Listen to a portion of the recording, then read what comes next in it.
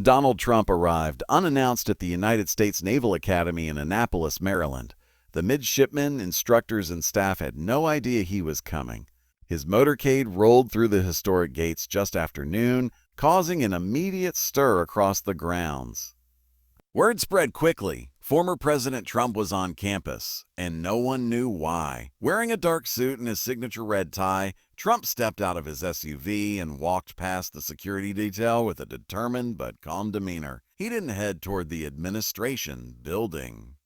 He didn't head toward the auditorium. Instead, he made his way straight to Bancroft Hall, the largest dormitory in the United States, where every midshipman lives during their time at the academy. Inside, hundreds of young cadets stood in stunned silence. Phones weren't out. Trump's team had politely asked for no filming. This wasn't a press event. This wasn't a rally. Something about his body language suggested this visit was personal. He asked to speak directly with the midshipmen in the central common area. When everyone had gathered, he stood before them and began to speak, not from a podium, but from the floor among them. "I came here today for a reason," he began. Not to give a speech, not to talk about politics. I came because I've been thinking a lot lately about service, about sacrifice, about legacy." He paused for a moment and looked around the room. The cadets were completely still. "I never served in the military," he continued. "But over the years, I've come to deeply respect those who do. I've had the honor to work with many of you, to lead as Commander-in-Chief. But today, I just want to listen. I want to hear from you." There was silence. Then, slowly, one midshipman raised their hand. Trump nodded. "What made you come here today, sir?" the cadet asked. Trump took a deep breath. "I recently received a letter," he said. "A letter," he said. "It was from the mother of a Naval Academy graduate who was killed in action. She wrote that her son had spoken about this place with such pride, such honor, and said that it gave him his purpose. She asked me not to forget what this place stands for, and I promised I wouldn't." Then Trump reached into his coat pocket and pulled out the letter. "I'd like to read it to you all, if that's okay." He read the heartfelt words of a grieving mother. Her son had written in his final letter home that his time at the Naval Academy was the most meaningful period of his life. That it had shaped him into the man he became. That he was willing to give his life because of the values instilled in him right here. When Trump finished reading, there were tears in many eyes, cadets and officers alike. Then, in a completely unexpected move, Trump took off the cufflinks he was wearing, solid gold with the presidential seal, and handed them to a senior cadet standing near him. "These were given to me in the White House," he said. "I want you to keep them, not as a political statement, but as a reminder. That leadership is not about power. It's about duty, service, honor." Gasps and murmurs rippled through the crowd, but he wasn't done. He turned to the commandant of midshipmen and said, "I would like to set up a scholarship here, fully funded, in the name of Ensign Matthew Halberd, the young man whose mother wrote me. I want the scholarship to go to a cadet every year who exemplifies leadership, sacrifice, and humility." The room erupted into applause. Before leaving, Trump shook hands with nearly every cadet who came forward. He didn't rush. He took his time, asked questions, smiled. No speeches, no media, just a quiet human moment. As he left Bancroft Hall, the crowd spontaneously broke into a salute. Trump turned around, placed his hand over his heart, and simply said, "A thank you for your service. And never forget why you're here." Then he was gone. What began as an unannounced visit turned into one of the most heartfelt and inspiring moments in the Academy's recent memory. And for those who were there that day, it wasn't about politics. It was about respect. And about one man showing up, not for headlines, but to keep a promise made to a mother who lost her son in service to his country.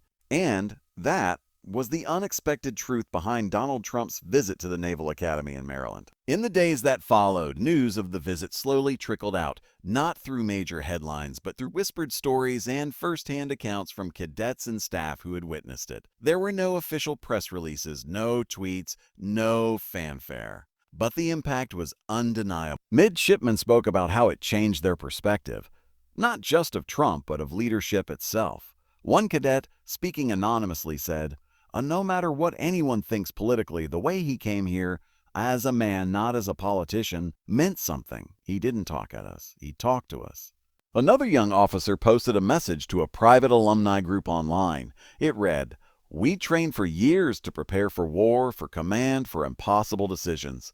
But sometimes the most powerful thing is seeing someone who held the highest office walk in and show humility." The scholarship fund Trump pledged, officially titled the Ensign Matthew Halberd Honor Leadership Award, was established quietly but quickly. Trump covered the first 5 years of funding personally, without using any political donations or PAC money.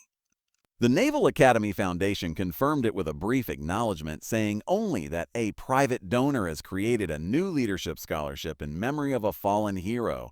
It didn't take long before the story reached Matthew Halberd's mother. She hadn't expected Trump to read her letter publicly, and certainly not to create a legacy in her son's name. But when she received a personal phone call from the Naval Academy's administration and a handwritten note from Trump himself, she wept.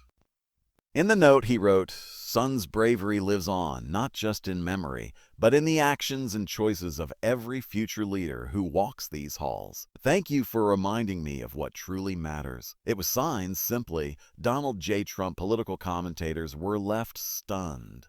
Some tried to spin it as a calculated move, others as a soft rebranding. But those who were there told a different story of a man who, for one afternoon, shed the spotlight to deliver a quiet, heartfelt gesture. Veterans groups across the country began discussing the visit in a different tone than usual. Several Naval Academy alumni publicly commended the decision, even those who had previously criticized Trump.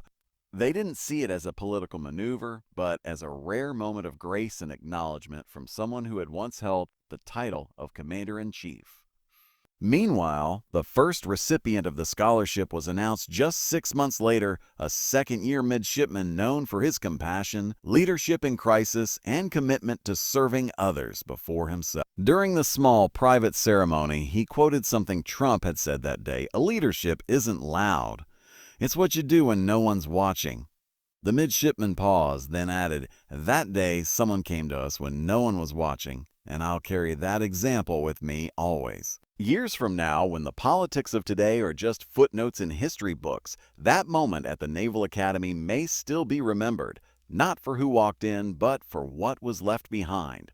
A reminder that no matter one's past or position, respect, service, and humility still have the power to unite. And that's the story of what happened when Donald Trump walked into the Naval Academy in Maryland and did something no one saw coming.